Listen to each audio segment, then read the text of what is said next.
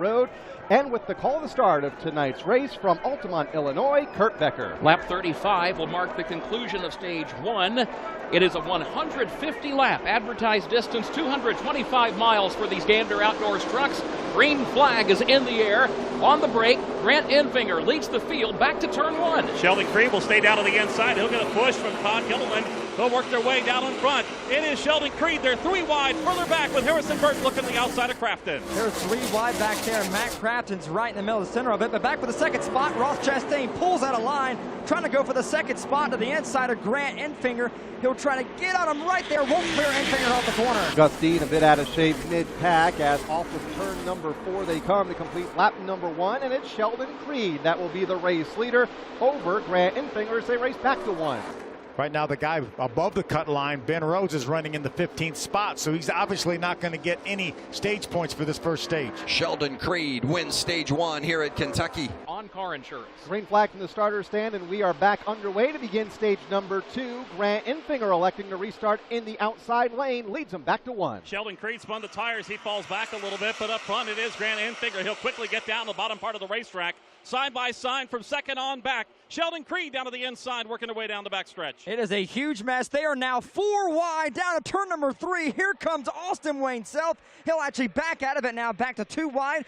Self is done. He's back for 3 wide more off 4. Further ahead, here's Sheldon Creed. He's working his way down to the inside lane of the racetrack. Brandon Jones has the high side, and here comes Brett Moffitt giving a shove to Jones. He gives Moffitt gives him the shove, heading back into turn number 1. Jones gets the advantage in that second spot. Moffitt slides up, trouble back in the corner. 2 trucks hit the outside wall coming into turn number 1. They slide down to the bottom part of the racetrack. Spencer Boyd is in there.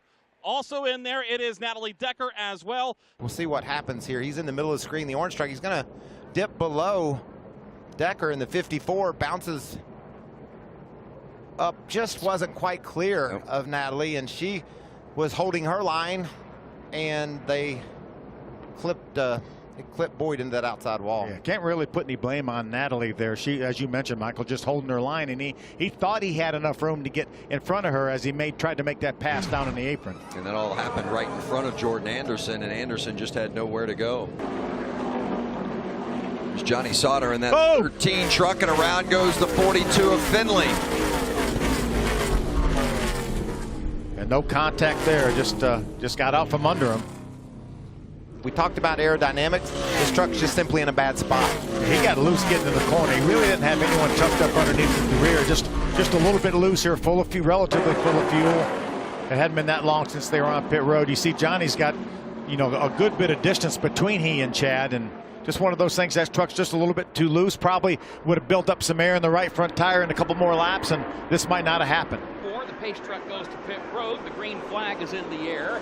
11 laps to go here in stage 2 of the Buckle Up in Your Truck 225, the lead battle of turn 1. They're 4 wide behind the lead battle. Ross Chastain goes down to the inside. Up front, Brandon Jones. Jones will go up front. Trouble back. It's Harrison Burton. He gets spun around. Gustine gets involved. Johnny Sauter is in. One of the trucks slides back behind him as well, making contact. And Josh Palicki is that other truck involved as they come to rest in the bottom part of turn number 2. On the lead lap, and in fact, he's getting ready to restart in the 9th position, last year's winner. At the front of the field, Brandon Jones, the race leader.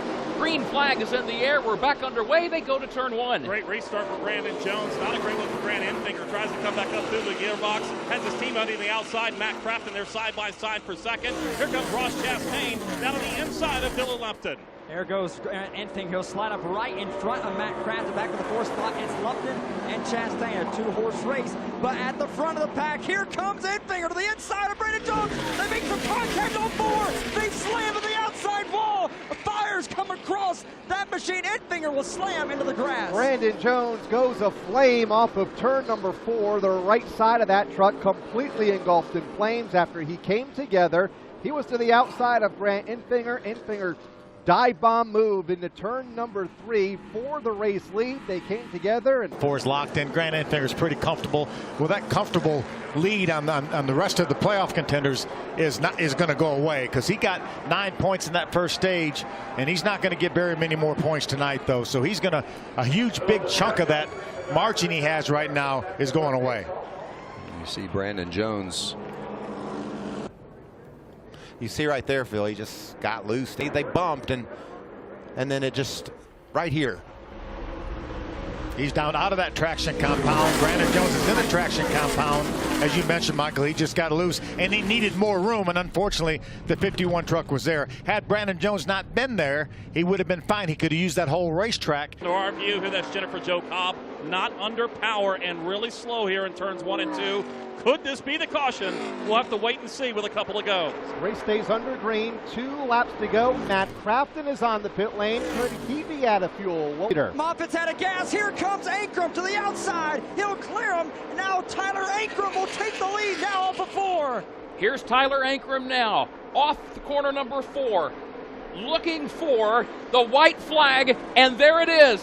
1 lap to go for the 18-year-old driver in turn 1. Setting his sights on his first career win. He works his way around 1-lap truck. He has open real estate in front of him. For the final time off turn 2 is Tyler Ankrum. What a huge turn of events, and what a story for Tyler Ankrum in this season. Lost a couple of rides we had this season with the 17 machine, but here he comes on board for his first career win. In just his 12th start here in the NASCAR Gander Outdoors Truck Series, Tyler Ankrum comes off of turn number 4 and will take the checkered flag. He'll win the Buckle Up Indoor Truck 225 here tonight at Kentucky Speedway. Ankrum, the newest NASCAR winner, as we go to the pit lane.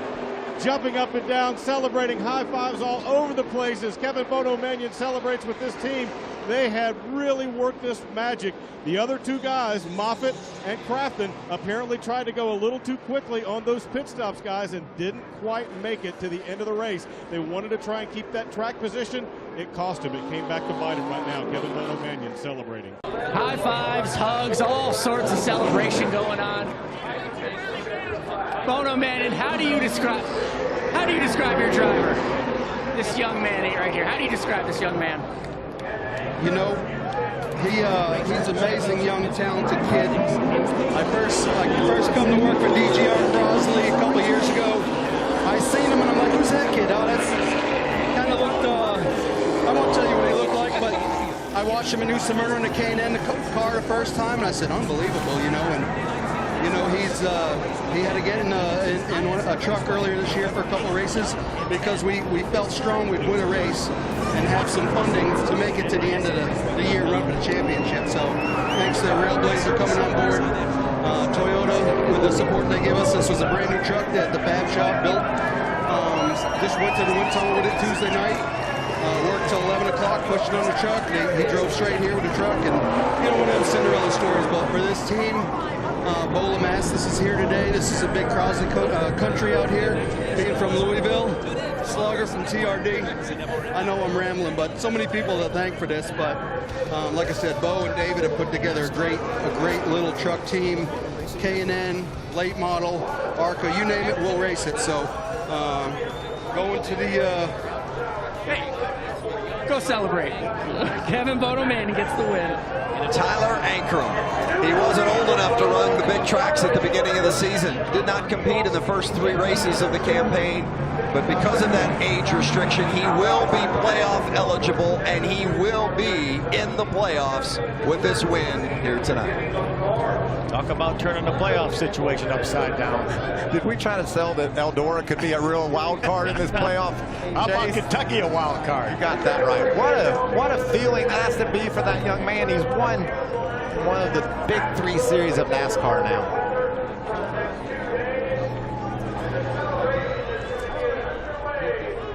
You never know. Live sports, unbelievable. How about that celebration? Do you have to do that? Tyler Ankrum, the winner at Kentucky. Tyler Ankrum still getting the congratulations. Here he comes. Tyler Ankrum, your race winner.